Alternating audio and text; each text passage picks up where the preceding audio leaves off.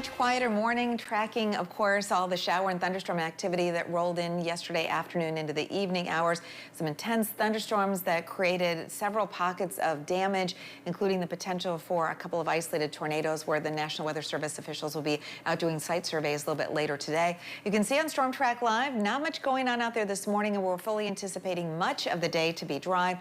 Here's a look at those localized local storm reports. And I do want to draw your attention here to southeastern Van Buren County. This is the possible path of what we're anticipating will likely be a tornado that rolled through southeastern Van Buren County into northern St. Joseph County. And so once again, we had all of the indications with the circulation that was detected on Storm Track Live radar. You saw Blake and Ellen and Sarah tracking that throughout the evening hours, and we will once again find out completely whether it was a tornado touchdown, at least one area with a tornado touchdown after that site survey a little bit later on today.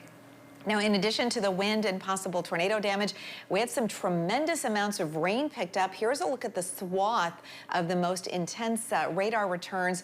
And as we plot the indicators as to exactly how much rain fell, as much as 1.5 to 2.5 inches of rain or more fell. There were some localized pockets around the Lansing metro area with 3 to 3.5 inches of rain. So some localized flooding. We did have a flood warning in effect for the overnight period.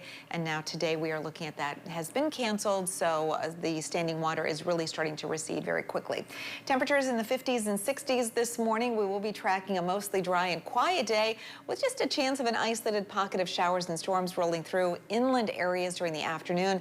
Then the warm and muggy air will be returning for Friday, Saturday, and Sunday, and that will set the stage for scattered showers and storms, especially later Friday into Saturday. At this point, most of Sunday is looking dry. Precip chances fairly low today, a little more impressive for Friday and Saturday. Again, drying out a touch for Sunday. Could see a few showers and storms on Monday, not a complete washout, and then you'll see that drier air building back in for Tuesday and Wednesday, and the chance for a few more storms developing toward the end of next week.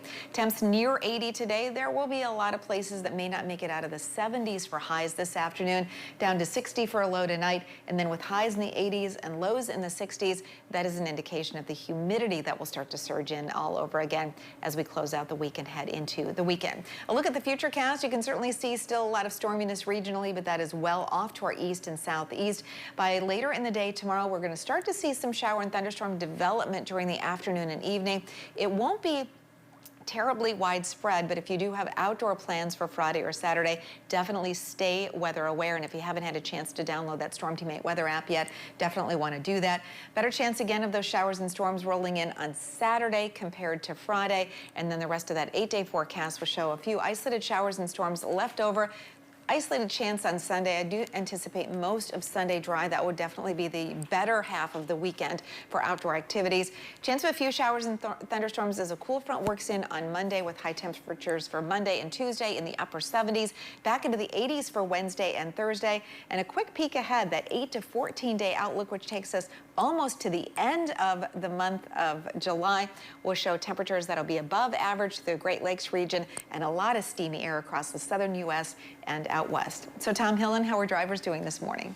Right now, things are looking pretty good out there across area roadways. Obviously, those storms have moved out of the area, and so weather not really a competing factor for us this morning. However, keep in mind if you are traveling in some of those more rural areas where some of those stronger storms did go through, keep in mind you may be one of the first people to drive that section since the storms went through, so you might come across a branch or tree down. So just be very cautious this morning in some of those areas. Main roads are in good shape for us this morning. I-96, US 31, and M104 in northern Ottawa County and Muskegon County, all crash-free for us this morning. And that is the case in the Grand Rapids region as well, as we take a look at the freeways heading into and around downtown Grand Rapids. Right now, the good news is we are not working with any significant crashes or delays out there.